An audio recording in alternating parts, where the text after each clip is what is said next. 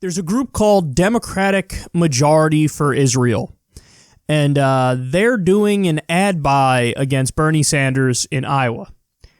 Now, this group is just a front for AIPAC. That's all it is.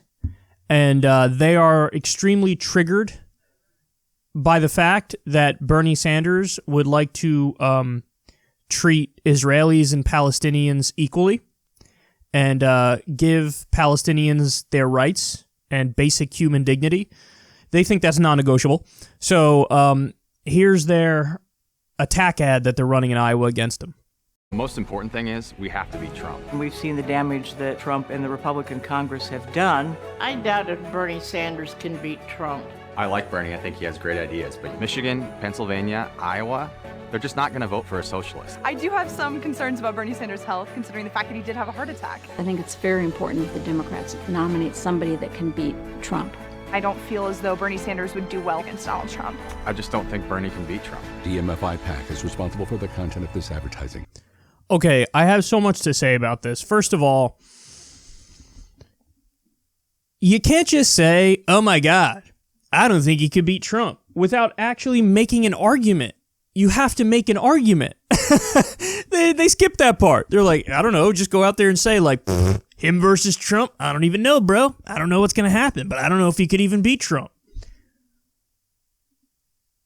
Show your work, as they used to say in middle school when you took a test. Show your work. What are you doing?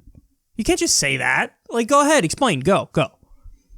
The reality is, if you look at, the average of polls, not only does Bernie beat Trump, he beats Trump by the widest margin. So what are you talking about? And then I really lost it. I got super triggered when homeboy was like, in Michigan and Pennsylvania and Iowa, I don't think he could beat him there. He's like citing Bernie Sanders' strongest states. You know those states where Bernie is like definitely going to win and win running away? Yeah, those are the ones I don't know if he could win those. Based on what? As I've told you guys before, the Rust Belt, which is the area of the country that really the election depends on. Like, whoever wins the Rust Belt is going to win the election. You might not like that, but that's the way our system works right now. So, those are the places he performs the best. And, there's been political science research done there and polling done there. And the conclusion was the people support populist Democrats over Republicans. So really the only reason they went to Trump was that he was trying to portray himself as a populist Republican. He was there running against NAFTA and TPP and doing a lot of rallies in the lead up to the election in 2016. Hillary was nowhere to be found. Now, they support Bernie over Trump, though. That's the thing. And they're just totally ignoring that. It's really insane. And then spoke about the heart attack. Oh, listen. You've had doctors come out now and say, now he's healthier than he's been in like a decade. Like, he's super healthy now. And, the chance of another cardiac incident over the next 6 years is really low. So, even though it was a terrible thing and it was scary and we were all like, oh my God, fact of the matter is he's healthier now than he's been in a really long time. You could argue he's healthier now than he was when he ran in 2015 and 2016.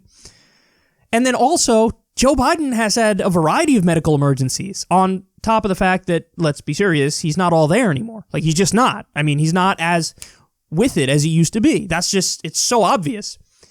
Bernie's all there mentally, and now physically he's better than he's been in a long time.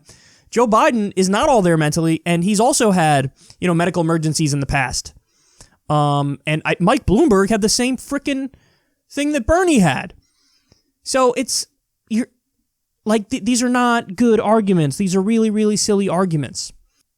I forget who pointed this out, but somebody did. They said, Bernie's in a good place when even in the attack ad against him, you have somebody say, I like him. He's got a lot of really good ideas.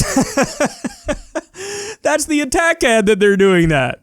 You want to know why they're doing that? Because they're smart enough to know you can't go scorched earth on Bernard. It's just going to backfire on you. as it's backfired every time. Look at what happened with Elizabeth Warren when she tried to say, oh, he's secretly sexist. She plummeted in the polls after that, and he went up. So this is like they're trying to avoid a situation like that. So they're saying like, no, don't get it twisted. I really like Bernie, and he's got good ideas, but... So they're trying to like hedge so that people put their guard down and they go, well, I don't know. I guess they got a point when they say the other things. And listen, here's the sad part. The sad part is this ad isn't as dumb as it looks. I know to you and me, we look at it and we laugh and we have fun and it's silly and all that stuff. But they're playing into the one issue where people really do have reservations about Bernie. And we just covered the polling on this. This is like the main issue to many people about Bernie. When you ask people, hey, which candidate relates to you the most? Bernie. Which candidate is for the policies that you're for? Bernie. Which candidate do you think is most suited to beat Trump? Biden. Oh. Now, again, they're wrong. They're wrong. And I hope we don't have to learn that the hard way. They're definitely wrong. But this is what people think. And I think that this group, Democratic Majority for Israel, AIPAC, they had people who aren't stupid figure out a way to go after Bernie. And this is, even though this appears silly, it actually has the potential to be effective. Which is why we gotta outwork them. We gotta go around them. You gotta canvass. You gotta make phone calls. You gotta do text messages. You gotta knock on doors. You gotta do everything you can to get this guy elected because ain't nothing gonna be easy, man. It's just not.